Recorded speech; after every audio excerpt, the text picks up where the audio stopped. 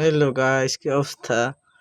তো আজকে তোমাদের মাঝে মানে একটা রিভিউ ভিডিও নিয়ে আসছি। সো মানে আসা যাবে না, রিভিউ ভিডিওটা হলো যে তোমার দেখতে পাচ্ছ রবে কিউব, ঠিক আছে?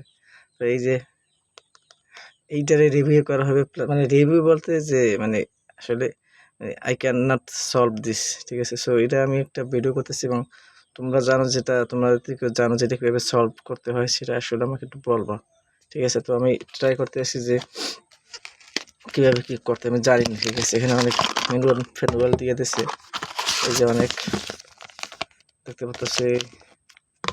আর এই যে ইনটেক, এটা আমি মশলা ফসলা এরকম ভাঙবো, অনেক কিছু করবো।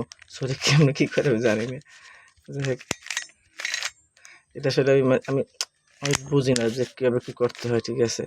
তো এই যে মোটামুটি একটা মানে গ্রেড লেভেলে আসছে, ঠিক। সো এটাকে এখন আমরা মানে সলভ করার চেষ্টা করবো, ঠিক আছে?